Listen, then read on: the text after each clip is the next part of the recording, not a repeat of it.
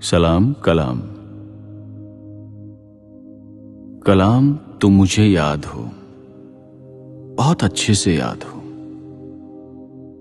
जब मैं नया नया भर्ती रंगरूट था, वैज्ञानिक रंगरूट, और तुम आए थे सासे मनाली, डीआरडीओ की छोटी सी लैब में, और मैं था छोटी सी लैब का सबसे छोटा वैज्ञानिक।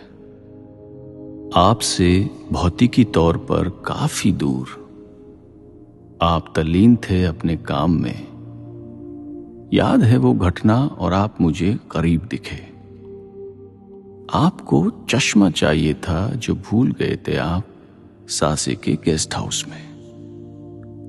लगता है शायद मेरे लिए ही बताया था आपने कि रीडिंग टेबल पर रखा है।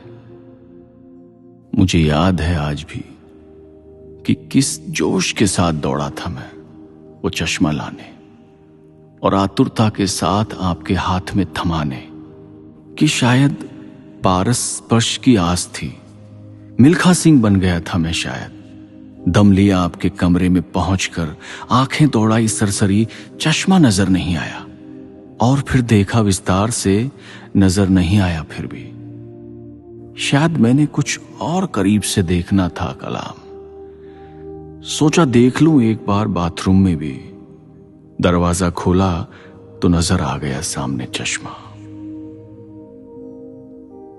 एक पुराने से कवर से लिपटा हुआ, जिसका रेक्सीन टूट चुका था पूरी तरह, और साथ में पड़ा था कोलगेट का टूथपेस्ट, मोड़ और घुमा घुमा के रखा हुआ। एक बहुत पुराना दाढ़ी बनाने का ब्रश, जिसके बाल शायद घिस घिस के छोटे हो गए थे। एक रेजर बहुत पुराना सा, जिसकी कलई पूरी निकल चुकी थी, और एक छोटे डब्बे में रखा हुआ था शेविंग सोप, जो अब केवल किनारों पर से ही बचा हुआ था।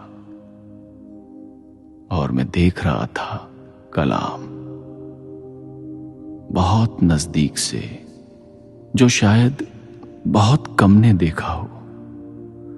बहुत समझ लिया कलाम कुछ ही पलों में, बिना मिले जुले। और फिर दोबारा बन गया मिल्खा, चश्मा लेकर वापस, और शायद पहुंच गया था पलों में। और मुझे याद है आज भी वो पारस स्पर्श जो मिला था मुझे चश्मा देते समय। और मैं समझ चुका था कलाम, पूरा कलाम, लोगों का, लोगों के बीच का कलाम।